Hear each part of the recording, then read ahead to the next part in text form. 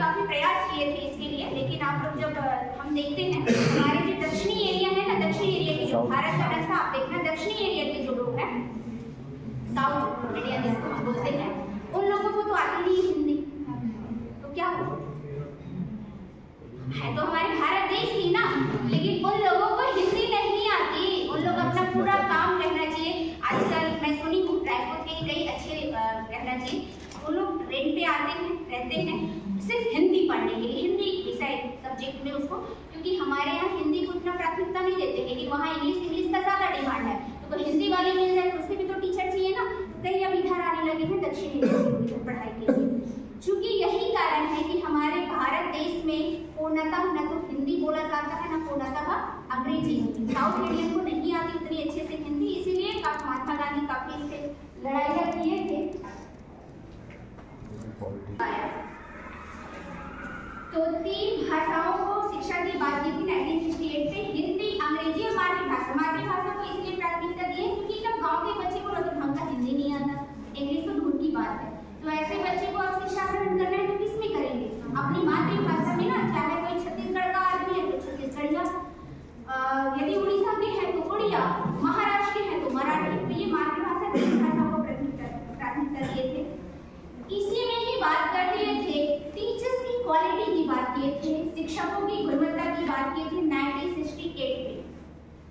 अब जो टीचर जो विषय पढ़ा रहा है उसके अंदर वो क्वालिटी नहीं है, वो बच्चों को पढ़ाने जा रहे हैं, तो क्या बच्चों को वो चीजें समझ में आएगा? तो मैथ्स के टीचर को आप फिजिक्स पढ़ा रहे हो, आप केमिस्ट्री पढ़ा रहे हो, तो ये चीजें क्या मतलब एकदम अजीब टाइप का नहीं हो पाएगा, क्योंकि मेथड यहाँ अलग अप्लाई होगा, आपके मैथ्स में मेथड आपका यहाँ अलग अप्लाई होगा फिजिक्स या बायो में, तो वो क्वालिटी होनी चाहिए, सब्जेक्ट का नॉलेज उस टीचर के अंदर होना चाहिए जो सब्जेक्ट टीचर पढ़ा रहे हैं।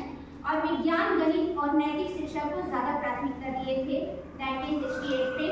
यदि हम बात करें एक शब्द में मेन फोकस इसका क्या था 1968 का, तो राष्ट्रीय एकता, क्योंकि भारत देश जस्ट उसी टाइम पे ही आजाद हुआ था और थोड़ा सा उथल चल रहा था हमारे भारत देश में, क्योंकि विदेशी आक्रमण खत्म हो चुके थे, लेकिन भारत का देश के लिए प्रति जो आक्रमण बना हुआ था, इसलिए इसका मेन फोकस था। और ये देश को एकता के सूत्र में बांधने के लिए सबसे मेन जड़ तो हमारा शिक्षा है ना, शिक्षा ही मेन जड़ है, जहाँ से आप जैसा बच्चे को बनाना चाहें आप बना सकते हैं। और मेन जो फोकस था 1968 का वो क्या था?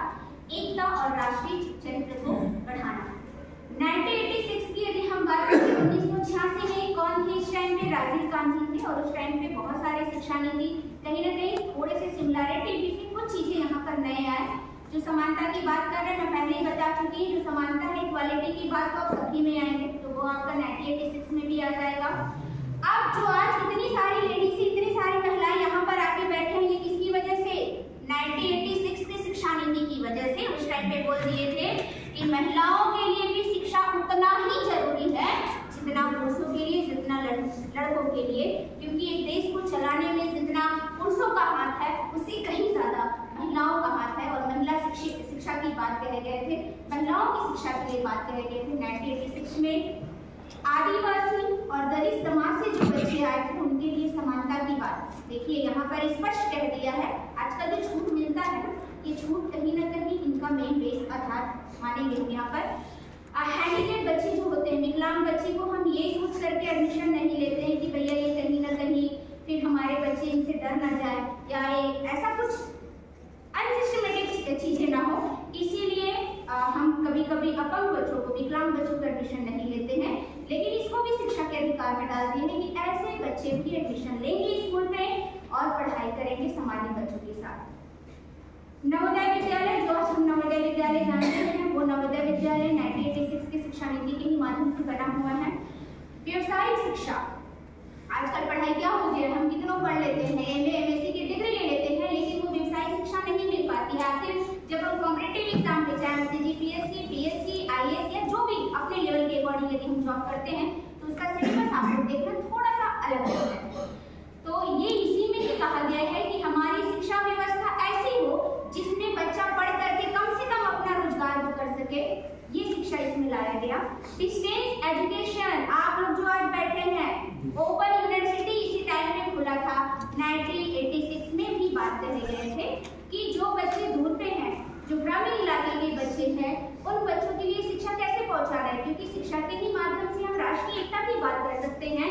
तो इन बच्चों तक हम शिक्षा कैसे पहुंचाएं, तो डिस्टेंस एजुकेशन या फिर ओपन यूनिवर्सिटी की बात आपके और इसका जो मेन फोकस है ग्रामीण और पिछड़े वर्गों तक शिक्षा को पहुंचाना, जो कि 10 प्लस 2 की बात की है।